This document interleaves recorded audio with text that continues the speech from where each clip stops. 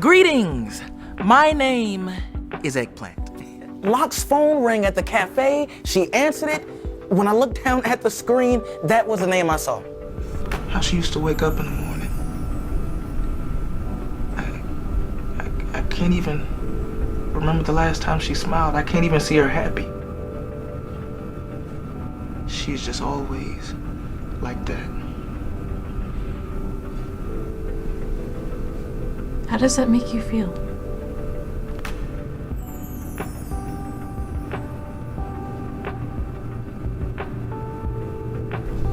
Angry.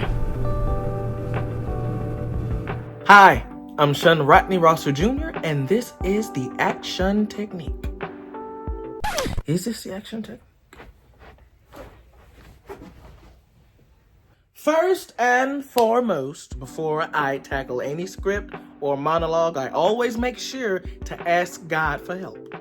You know, I'm never too cocky, never too good enough where I don't have to ask God for help. I mean, the talent came from him in the first place, so it only makes sense to keep asking him and,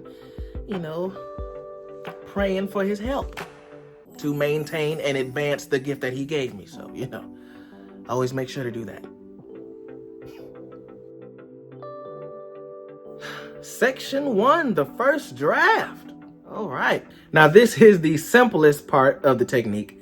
When I first look into any text, I try to act it out the best way I can. The best interpretation that I have of the scene.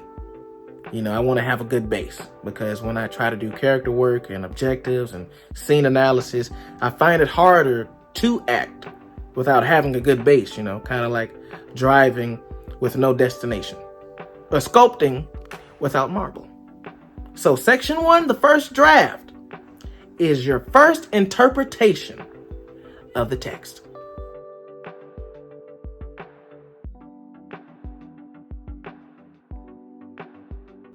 Now, this section is called chipping away the marble because since we already have our base, we can now start using professional techniques like objectives, character work, to chip away at the performance we already have. See? Easy.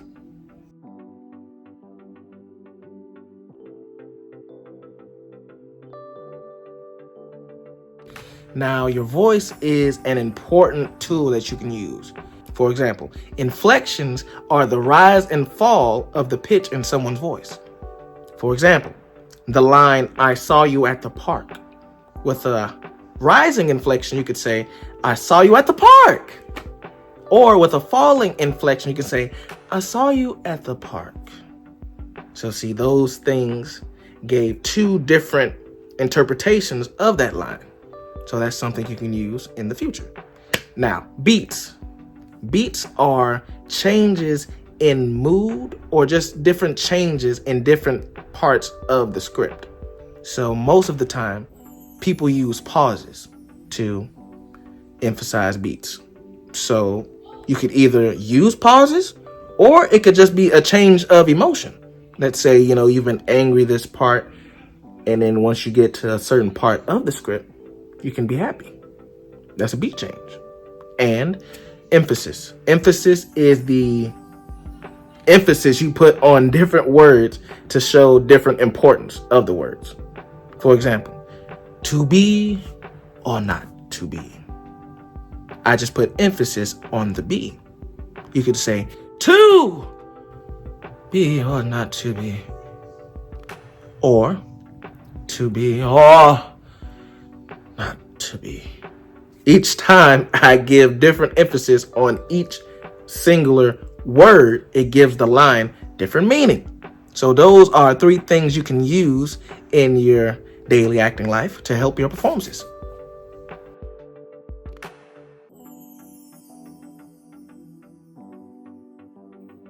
Who are you? Not you. Your character. Your character. Yes, your character. Okay. Yes. Character work is very important, and it's nothing to be overlooked. Knowing how your character acts, how your character lives, what makes them tick, their family, their friends, their hometown. It's very important. If you learn those things, you'll know what to do and not to do physically and vocally in the script, in the performance. For example, if you find out that your character is a very proud person, you'll know how they carry themselves. How they stand. How they talk to people. Do they look down when they talk to people? Do they, and if you know their hometown, for example, Atlanta, you'll know, different things that they'll do when they talk and when they walk, Who are you is a very important question to ask yourself when diving into a script.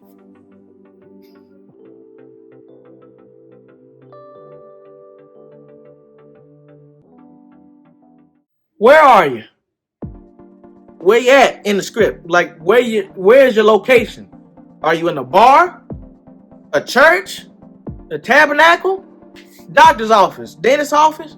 Where? You need to know so you know how to act. Let's say you're in a library. You shouldn't be shouting, trying to give a Denzel Washington type speech when you're in the library, unless the director tells you to. A lot of people will fail auditions because they kind of don't know where the character is, so they perform something the exact opposite. The director wants to see how you sneak and talk to somebody, and you're over there, you outright screaming. You gotta know where you are in the script to give the best performance you can.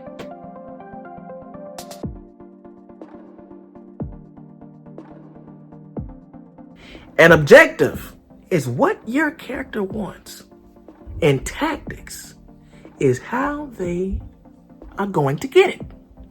So, let's say, for example, a young male actor receives a script, and in the script he is talking to a girl. Now, what is your objective? He reads it, and he figures it out. Oh, I want shorty number. That's the objective. Okay? How are you gonna get it? I don't know. Well, I'm gonna figure it out. I want her to see how nice of a guy I am. That's your tactic. Your objective. You want her number, and you're gonna do it by showing her how nice of a guy you are. That's it. Simple as that. So when you act it out at the audition, you do it in a way where you're being sensitive, you're being nice, you're trying to show her that you're a nice guy. You're trying to show her how much of a nice guy you are. That you're a guy that doesn't want her number, but you do. You do. So you just be that nice guy. When you act it out, show your feminine side a little bit. It's easy as that. Easy as pie.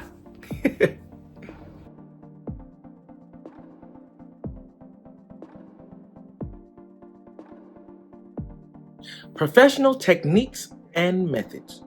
Now, also, when I am chipping away at my performance, I like to use many different acting techniques and methods from famous acting coaches. I try not to just stick with one. I try to use them all. I try to see which ones I can use and see which ones benefit me in a certain situation. Because there's certain instances where one acting method worked for this script, but not for this one. So I try to always stay on my toes and see everything. Knowledge is power. The more knowledge you get, the better you become at whatever you do. So always, try to look up different acting methods and techniques that you can find that are helpful to you. Now, if they're not helpful, don't use them.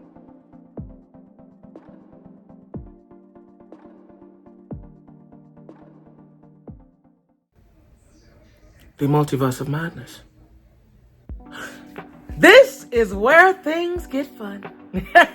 Yes, this is where we perform our scripts, monologues, scenes in as many different ways as we can. Yes.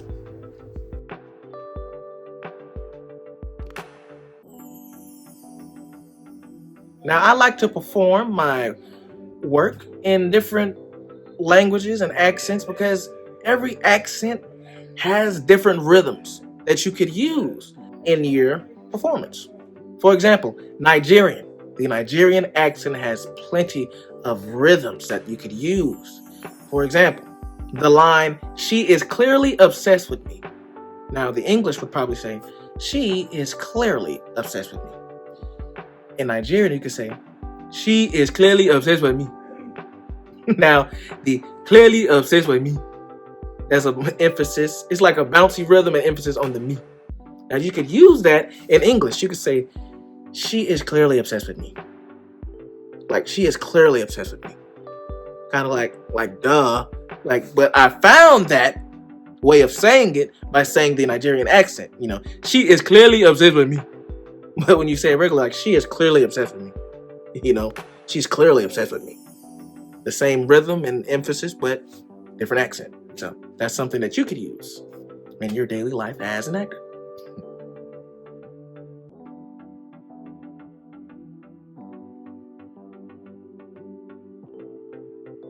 Now, favorite actors. This is one of my favorite parts of the technique. This is where we imitate our favorite actors as if they were performing the script that we have. A lot of actors don't do this because they feel like when they perform, they're doing an impression of those actors. I like it. It's only when you fine tune and tweak it, that's when it works. Of course, if you're just straight up doing, Denzel Washington, people gonna know it's Denzel Washington. For example, if you say, "So you saw me at the park as Denzel." So you saw me at the park. Huh? You saw me at the park. Okay. All right, okay. Now, if you do that, you doing an impression, right? But if you just tweak it, change it to your voice, and, bottle down some of the mannerisms, So you saw me at the park. Okay. So you saw me at the park. Okay. So you see, it's diet Denzel. But you still use Denzel without people seeing it's Denzel. So you see, you can do that with any actor that you like. And work it, and fine tune it, and tweak it. Now, don't forget to tweak it.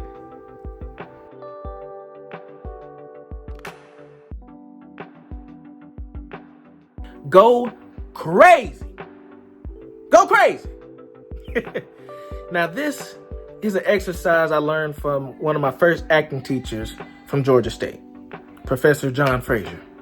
He called us all in for our first class where we had to perform monologues. And each person that went, after they went, he told them to act the same monologue as a crazy person. Yeah. It actually helped in the end, though, because everybody did something where you say, "Ooh, now that was good. That was good. Keep that." Now, see, that's the thing that we can learn and use and find out when we do our scenes and monologues as a crazy person. Just go crazy. Do whatever comes to mind. You'll find something in there that you can use in the final draft of your performance. Something to think about.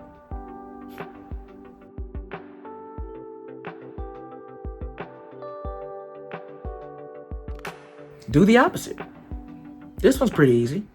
When you have your first draft of your monologue, if you started it off low and you ended high in volume, do the opposite. Start the monologue off high and then end it at a low volume. See how it is. See what you can come up with. And if you like it, use it. Same with emotions. If you start off angry and end it sad, start it off sad and end off angry. That's a good way to spice things up,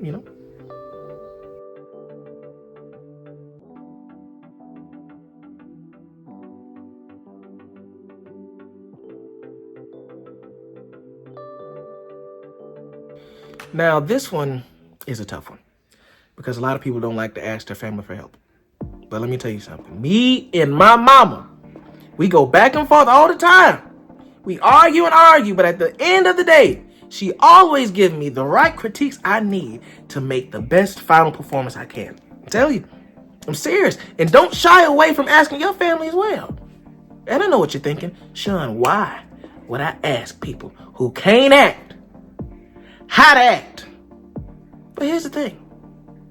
We want at the box office people who can't act to buy tickets. They're gonna judge our acting anyway. Might as well. Like I said, people who can see it can give you a different perspective because we're doing it. We can't see ourselves. They're going to judge us eventually. Might as well help us right now before our performance get on the silver screen and we lose money. Come on now. Get out yourself and try social media. Ain't nothing wrong with that, you know. You always get criticism wherever you can, whenever you can. Mama, I didn't say you couldn't act. Mama, I didn't say you couldn't act. Don't do that. Come on now. Don't do that. Hey.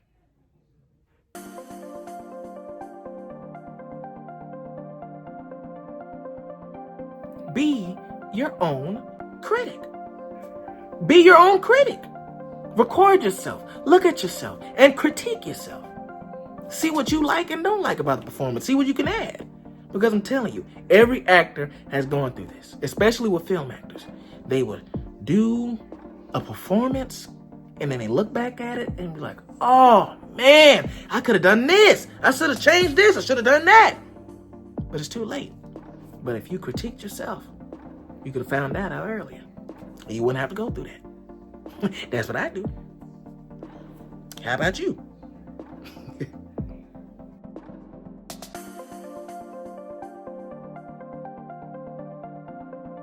Now, this last section, give it all you got. Just give it all you got. If all else fails, all the techniques fail, the methods, just give it all you got. Feel it. Do whatever you need to do. Just get in it. Leave it all out on the field, the court, the soccer room, the play, the court, just whatever sport you play, just give it all. You know? Just feel it. Do whatever you got to do. Give it all to that performance. And you can never go wrong.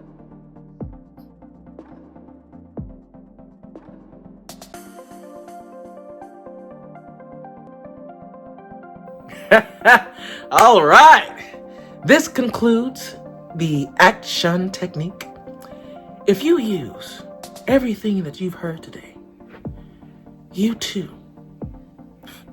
can act like Shun. Yeah. Yes.